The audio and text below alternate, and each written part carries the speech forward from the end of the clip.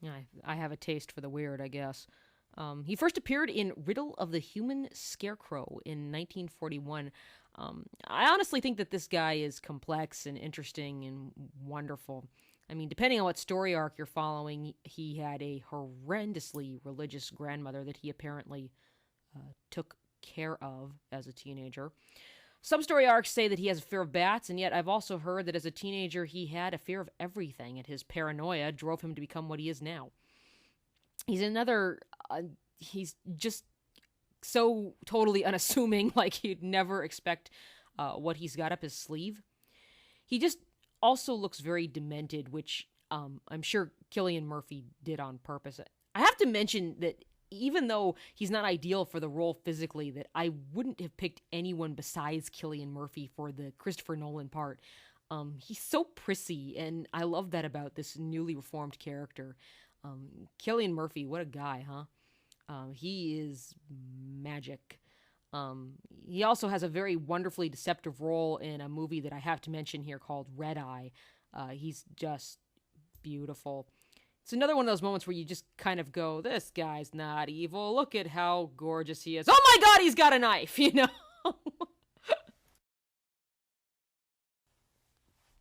We're going to come back to Zachary Quinto here because here is Siler.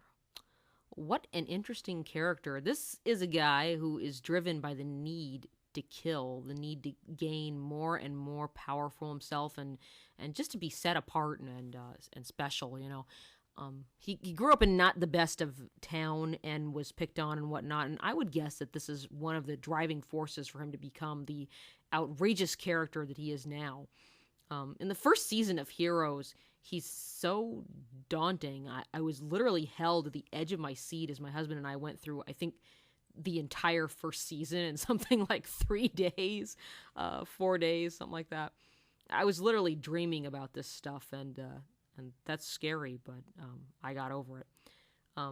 He's also ultimately he's just really scary though. On the one hand, dark and seductive like Anthony Perkins, but on the other hand, you don't want to get anywhere near him.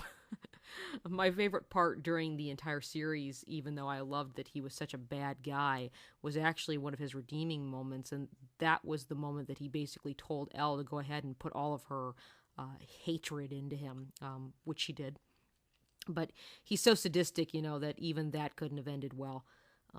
I love that his name is Gabriel, like the angel, because Lucifer was an angel, and I just think that that sort of parallel is interesting. Yeah, the White Witch. I mean, this in particular is something else. If you're looking for analogy, she's Satan. I mean, she's the embodiment of something beautiful and tempting, but inwardly nothing but sinister. And I think that her character really just shows that, even in just the first installment of this story. I think that Tilda Swinton was the perfect choice for this role. I couldn't imagine anyone else being in her part. She has such a deep, ethereal beauty that is not found nowadays. She's very handsome, and yet at the same time, she's very beautiful. I think this is interesting because she also played Gabriel in Constantine. I have to say, I admire her and would love the ability to go where she's gone and do what she's done. But yeah, Jadis is just, she just something else. Steerpike probably ranks up there as one of my top 5 villains of all time, and probably creeping towards number 1. I watched this series a while ago now, and Gormenghast, that is, and was absolutely struck by the development of this character. He's so unassuming, you'd have no idea that he's plotting to completely take over. From the moment that he's first seen in the series cowering in a kitchen corner, you almost feel a sort of responsibility towards him, as if we need to feel sorry for him because he's been horribly abused. When he escapes, really, he's only a child. I mean, he's 17. He has these wild fantasies about power and evil dreams and lust. I mean, there's something acutely sexual about when he goes and sits on top of the kingdom and, you know, metaphorically he's conquering it. and he yells and he screams at it. And at this point in time, he's very powerful. But as the series goes on, he blossoms with such a sadistic arrogance that I actually found myself wanting Titus to finally put him out of his own misery. Right about when he's playing his flute around the dead twins' bodies, you realize that he's just totally gone.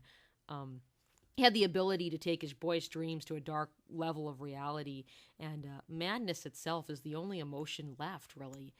He's so evil and he's so sick that it's maddening, but I love him, and I think it's because he takes us on such a journey. Towards the beginning, we love him and we're almost rooting for him. Then we love to hate him. And then we just feel sorry for him. And then when he finally gets it, we're just like, yes! You know? It's interesting to note the similarities between Steerpike and my next villain. He also becomes deformed, but more notably, he definitely did this to himself.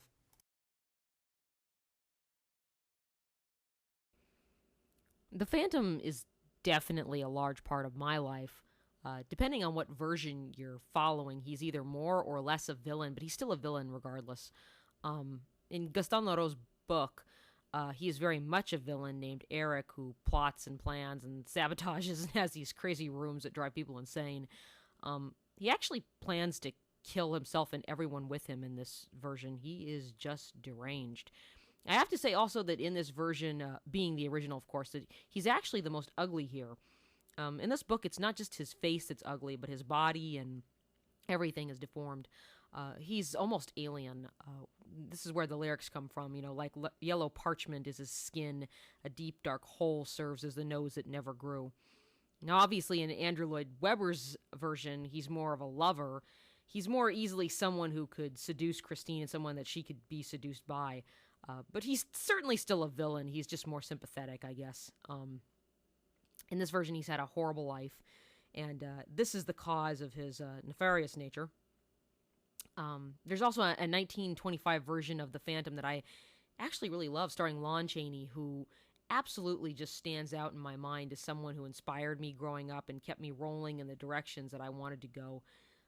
In this movie, the Phantom looks more like what is described in the book, and this movie is also more closely related to the book. There's also a version that turned into a TV series starring another favorite actor of mine, Charles Dance, and Dance is absolutely superb and phenomenal in this role. Definitely more lover-like. You actually fall in love with him in this version. He's more humanized and less demonized. Eric actually talks towards the beginning about how he's not used to killing people and that doing it actually hurts him. As this version goes on, Eric does become more villainous, and reasons being his relationship with Christine and the fact that she simply cannot fall in love with him. But Charles Dance certainly does a magnificent job of making us fall in love with him.